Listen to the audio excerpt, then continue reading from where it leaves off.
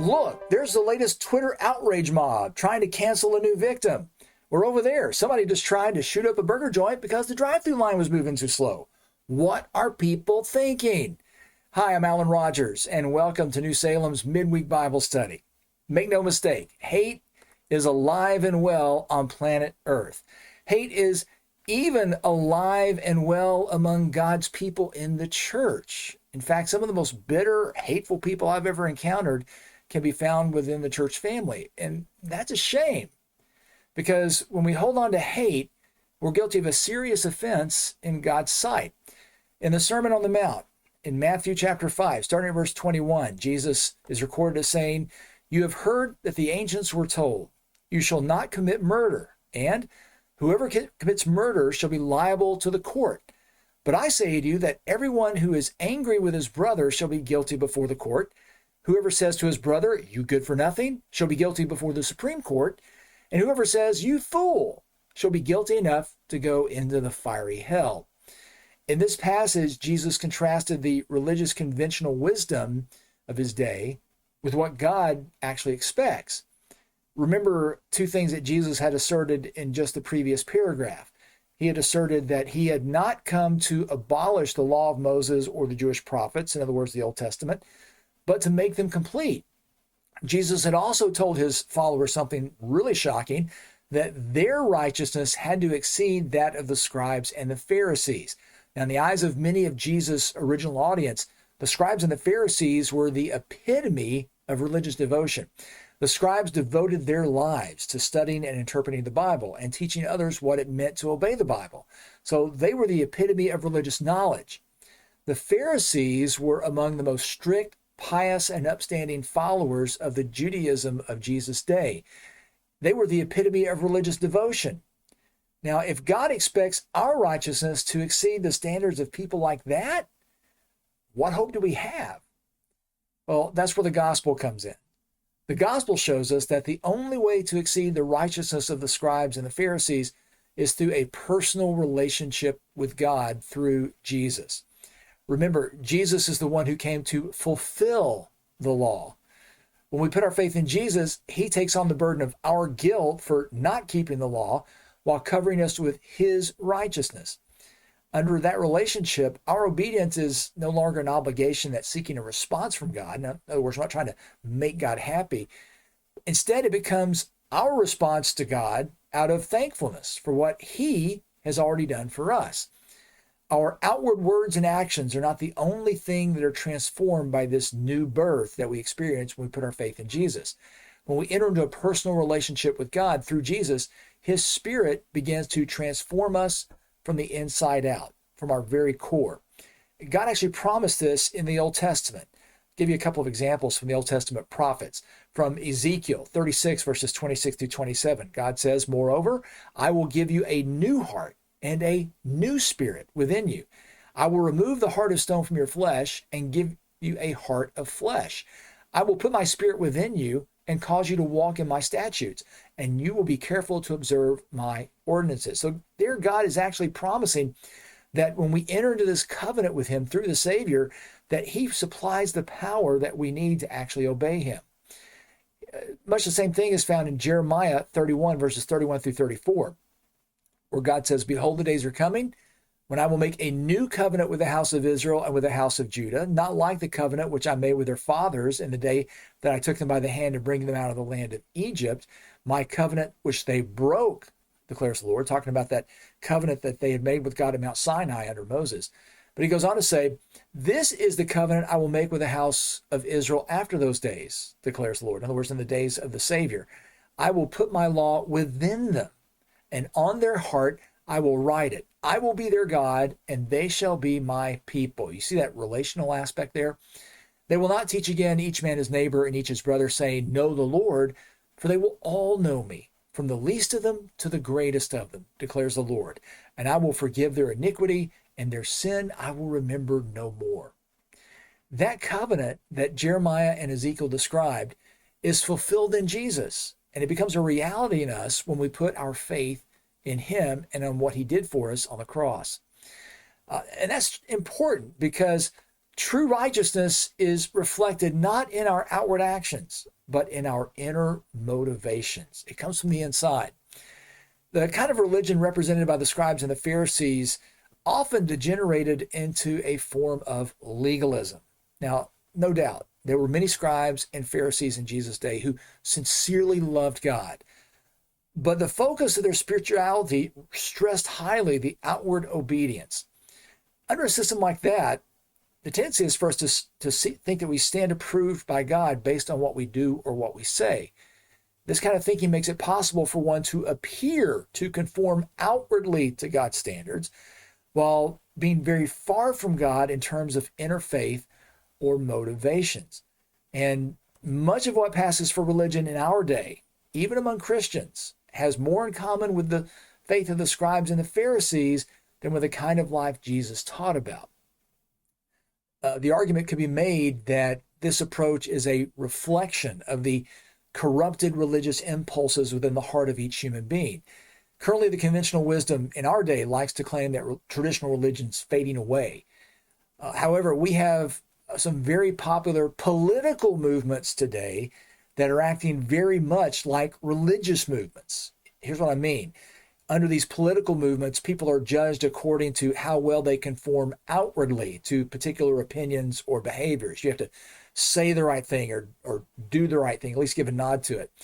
And many people try to prove their own ideological purity by savagely attacking those who are deemed to be not pure enough, much as religious legalists attack those who don't conform to their standards. This is a terrible way to live, as all legalism, religious or political, eventually turns against itself. Even more tragic is the fact that no matter how pure a person may appear on the outside, legalism has no real power to bring about true transformation on the inside. And that's why legalism often degenerates into hypocrisy. This brings us back to the point Jesus is trying to make. The legalist says, well, if I've never openly said it or did it, no court can find me guilty of it. Jesus quotes from two sources of religious authority that would have been very familiar to his original audience. One is from the Ten Commandments, you shall not murder. The other, as near as we can tell, came from the scribal or rabbinical interpretation of that commandment. Whoever commits murder shall be liable to the court. These are two sources of authority with which every Jewish member of Jesus' audience would have been very familiar. As Jesus said, you have heard that the ancients were told. The Old Testament scriptures and the rabbinical tradition were the core around which first century Judaism revolved. According to that tradition, one can look back at the outward standard and come away feeling pretty good about oneself. Now, contrast this kind of religiosity with true righteousness. Jesus starts with this egregious example that few in his audience would have been guilty of. I mean, have you ever caught yourself excusing an action by saying, well, it's not like I killed anybody, right? So that's essentially what Jesus is saying there. But then Jesus shocked his audience by going straight to the heart of the matter. Literally, Jesus says, you heard the ancients say, but I say to you. Jesus actually claimed a higher authority than both the Bible and the rabbinical tradition. Talk about calling for an act of faith to believe in that. Probably the only thing that shocked Jesus' audience more than his claim to authority was what he claimed the authority to say. Jesus said next, merely thinking about murder is enough to convict us in God's court. Jesus went right to the motivation behind murder, our anger and our hatred of another person. Jesus makes three statements describing anger, each more escalating than the previous one. But all of them point to the same reality. Even if we've done nothing outwardly that can get us convicted before a human court, God holds us accountable for our inner motivations. Murder, the outward act, finds its roots in anger and hatred. Those are the inner motivations. And judged by that standard, how many of us can truly claim to be innocent? I mean, have you ever called anybody an idiot? Guess what? According to Jesus, you're guilty. Most of us may be innocent of committing a physical murder, but how many of us can claim innocence from holding a grudge against somebody? We might be innocent from killing a person's body, But how innocent are we of killing someone's personhood or their reputation through gossip? Now, does this mean that anger is a sin itself? Well, anger is not necessarily a sin, but anger can become a sin when we refuse to resolve it. There are times when we can't stop ourselves from getting angry. Anger in itself is a human response to being damaged, disappointed, or disillusioned. The problem comes not in feeling the anger, it's in what we do with it. Being angry with ourselves can lead us to make positive changes in our lives. You ever carried out a resolution, decide to maybe lose some weight, or maybe decide to further your education because you were disappointed in where you were in life at that point? That's a positive thing that comes from being a little angry. Being angry against an injustice can lead us to make a positive change in the situation around us. Being angry with others can lead us to seek positive reconciliation or resolution. In Ephesians 4, verses 26 and 27, we're told, "Be angry, yet do not sin. Do not let the sun go down on your anger, and do not give the devil an opportunity." So there's an example of anger providing motivation for us to do the hard thing, which is to try to be reconciled, instead of just sitting there and stewing in our anger. The problem comes in when we refuse to resolve our anger. That gives the devil an opportunity to wreak all kinds of havoc in our lives or the lives of those around us. And I'm sure we could all stop and think of people we know whose lives just seem to be consumed with bitterness and grudges and unresolved anger. Jesus describes a scenario in which people refuse to release their anger and instead allow it to poison their relationships with others. Jesus showed the seriousness of unresolved anger by the penalty that he attached to possessing it. Holding on to anger or hatred may not get you convicted in a human court, but it will find you guilty before God, according to Matthew 5:22. In fact, Jesus said those who harbor hate are deserving of God's eternal judgment. The word that Jesus actually used there at the end of the passage, the fiery hell, is the word Gehenna. Now, Gehenna referred to a valley just outside the walls of Jerusalem. There's a picture of it right there. It looks very different today than it did in Jesus' day. It's kind of been turned into a park these days. But in the ancient days, it was a place where people had worshiped demons, including the sacrifice of children on pagan altars. Because of its dark history, at some point, reformers had turned it into the city's garbage dump. And in Jesus' day, Gehenna was always smoldering from the burning of garbage. And so Gehenna became a symbol for the eternal judgment of hell. Now, how does that change the image you have of the concept of hell? To think of it as a smoldering garbage dump.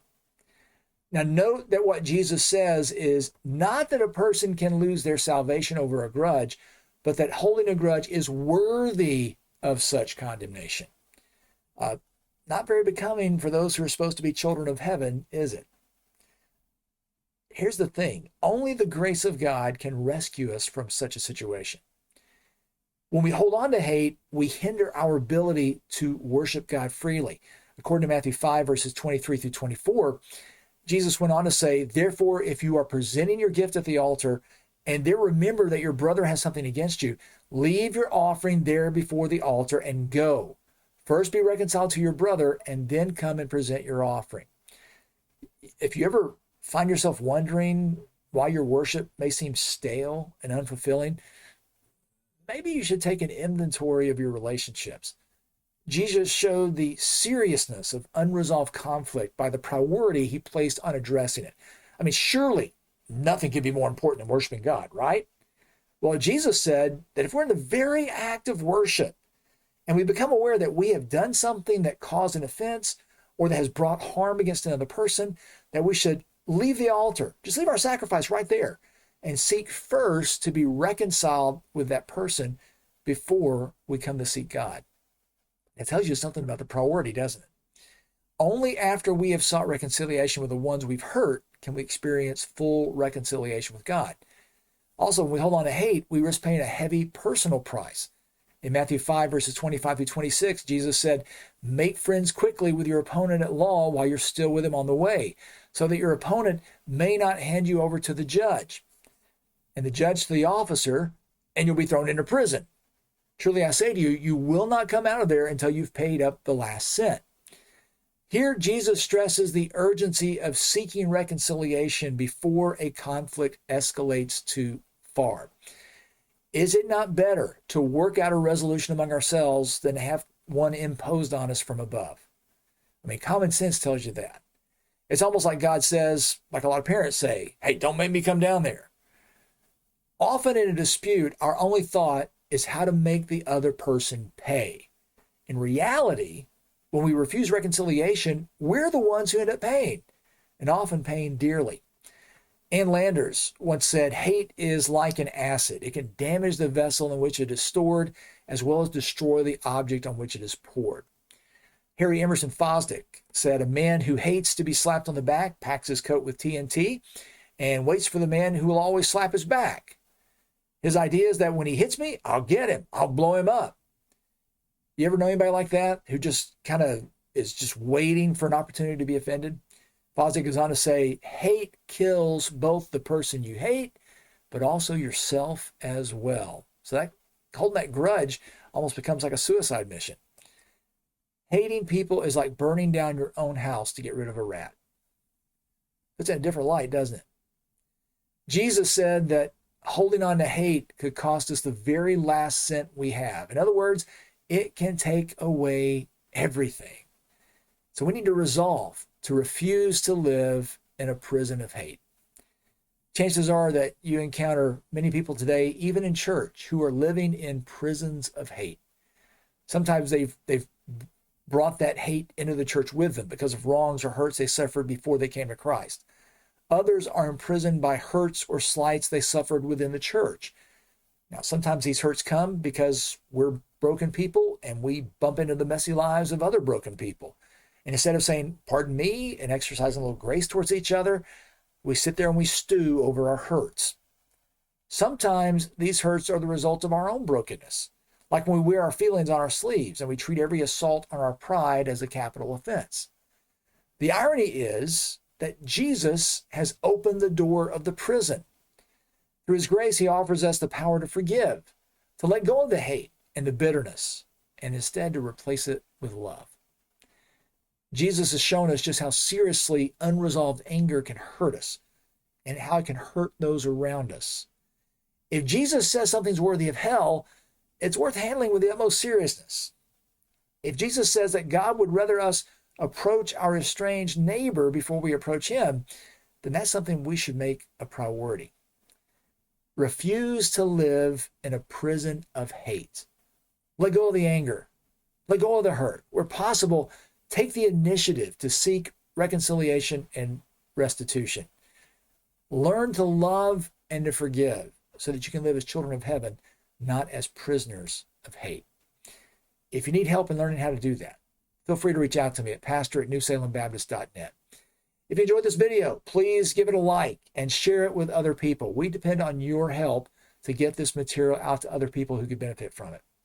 Next time, we'll take a look at one of the biggest areas today where the teachings of Jesus collide head-on with our modern culture. Until then, may the Lord fill your heart with love and peace. God bless.